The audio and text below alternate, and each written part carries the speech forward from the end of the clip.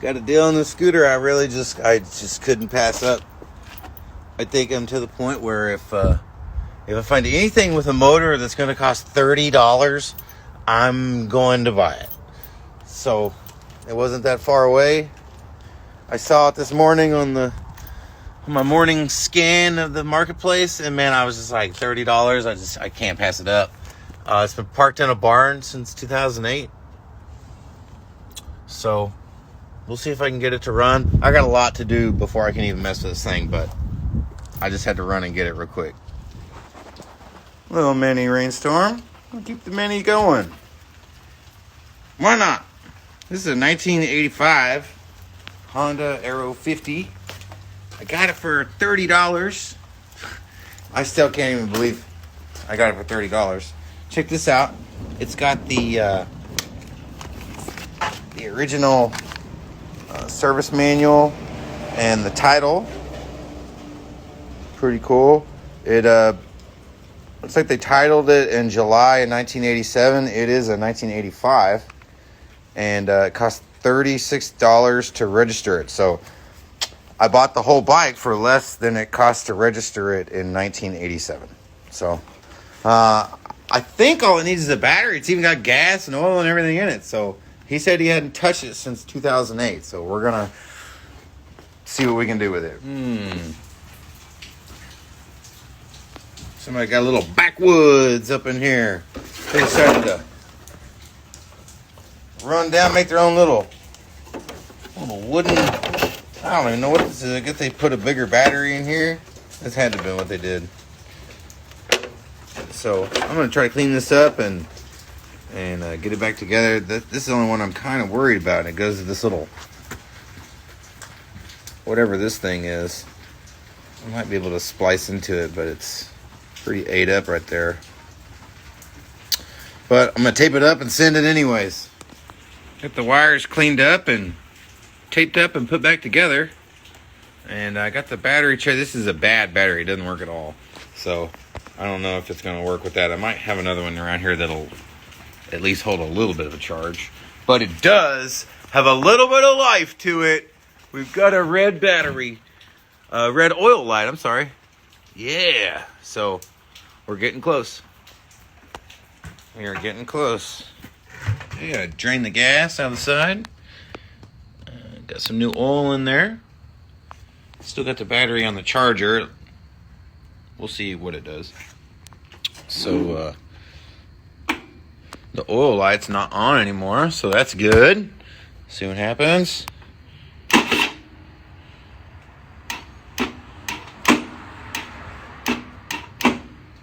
Oh, that's not a good sign. And I got down on the side here and I took the side cover off. And this is the drive sprocket, I guess, and then this was the the clutch flywheel assembly, and it was really tough. I couldn't even get it to go around at all. I mean, it would go to like a certain point and then it would just stop. But I've just been kind of working it back and forth like this because it would move a little bit, so it's not like it would lock up. So maybe it was just a hard part in the cylinder, maybe the ring was stuck, but now it's moving much easier. So I'm going to try to work it through a little bit more both ways, front ones and back, and see if I can loosen it up a little bit more and then give another shot to start it up. Okay, for a little update here, I took the spark plug out, and the spark plug was covered in oil. That's strange. So since I had it off, the spark plug off, I went ahead and just gave it a couple of little bumps on the starter, and it was just shooting oil right out of the spark plug. That's just straight oil. Not good. So that leads me to believe that the oil injector, which I believe is right here, possibly is stuck open or not working correctly because it drained the whole this little oil tank, and it was up to about right here, and it drained it all the way down into the cylinder. So I'm gonna have to get it all out of the cylinder and then work on the injector and see if I can get that thing to work, or bypass it altogether and just mix up two-stroke gas and use that. Aha! Found the issue. So I pulled the oil pump out, and there's no drive shaft. There should be a shaft sticking out of here that you can take in and out of there. See, it's got a little clip to pull that O-ring out, or that little seal. So you pull that clip, and then you can put your shaft down inside of there. But if there's no shaft there, there's nothing to hold back the oil. So when I put oil into the tank, it all just drains straight down, pew, pew, pew, straight into the cylinder, and it just filled the whole thing up. And I think it hydro-locked the engine. So now that I pulled the spark plug off, and there's not hydro locked anymore, I can start it, and it'll just turn and turn and turn, the starter will start it. So I got that new drive ordered. Should be here by Saturday, and maybe that'll get it to fire up. Stay tuned. All right, now I got to admit, I got this far on it, and pretty bummed that I can't finish it off. So I was sitting there, just went inside, and I was like, man, you know what? I think I remember there being something in that little bag with the title, and sure as hell, there's that gear.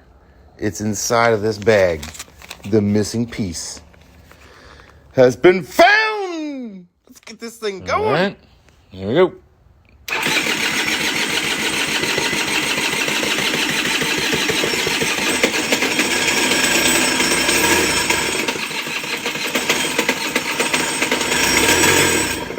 Oh, there's a little life there. Back at the scooter today. Did some light reading last night on the old interwebs, and I think I might have figured out a couple things I can do today to possibly get this thing to run. We're going to start off with some actual injector oil and a freshy spark plug, BPR 6HSA. See if we can get this thing to fire up. That spark plug that's in there is pretty rough looking, so we're going to start with that. A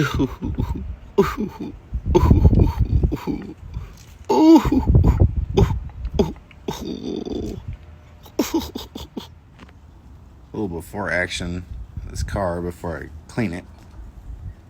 I'm going to go dunk it for a while, because this thing is just covered in varnish. That old fuel. So I'm going to get as many O-rings off as I can, and then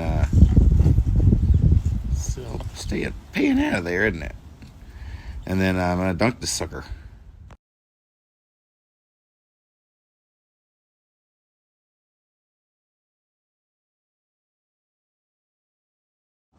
There's the after shot all cleaned up.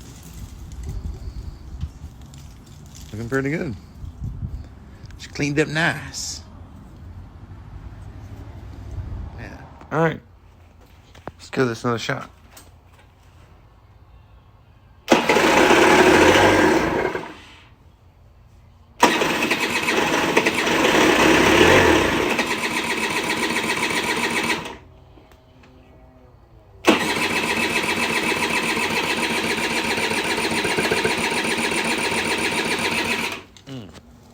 Okay, next thing I did, because it won't start, this is the choke. It's got an electric choke on this thing. I've never messed with this motor or any of this before, but it's got this electric choke, and I took it off. I'm going to spray some WD-40 in here, just get it to kind of feels a little stiff. And then it's got a little passageway down inside of there. Looks almost like a little jet in there, but I blew some compressed air down in there and got it to clear out. It was kind of clogged a little bit, and then it kind of got real clear. So maybe that's what it was. So we're going to put this back together. I'm going to adjust maybe the idle a little bit, and then maybe we can try to turn this thing on again. All right, here we go.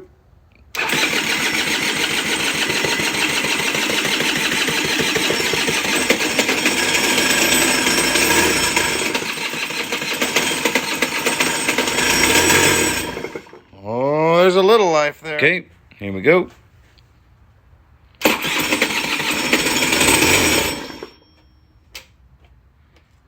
I sprayed a little starter fluid in it. See what happens.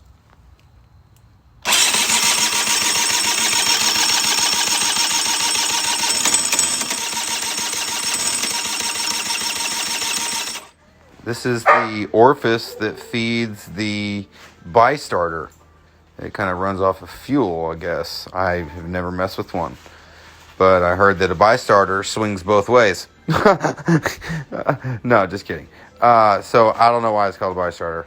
But anyways, this is the orifice that feeds it, and it was all clogged up. So I got my handy-dandy guitar string that I've used on a lot of carbs, and got it cleared out. I can't believe I missed this one little jet. It goes down in this hole right here, this big black hole, and then it shoots up into the bi-starter. There's another little orifice in the bottom of the bi-starter. So hopefully this is what was making it do what it was doing. We're about to find out.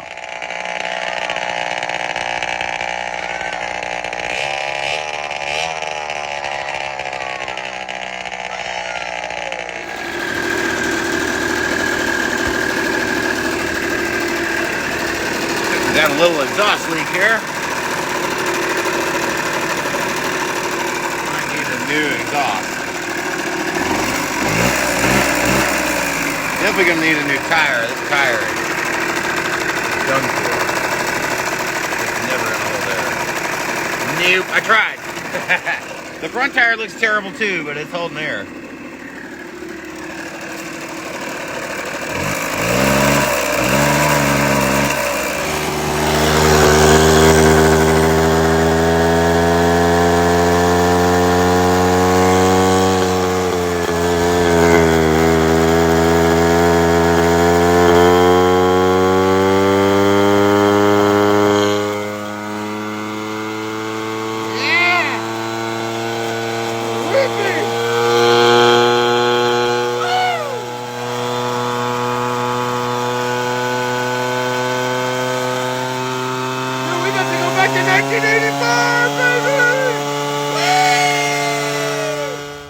I think we sent it just a little too hard, bud.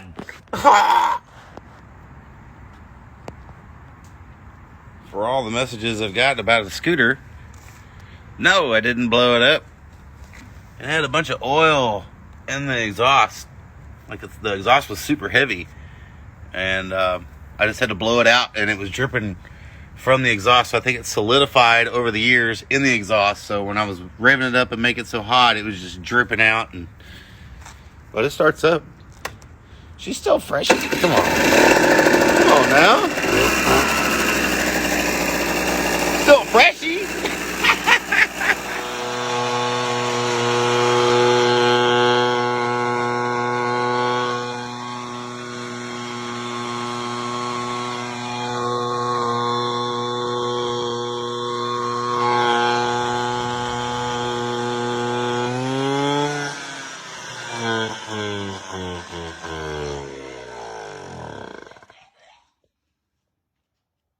Boy, I let the smoke out on that one.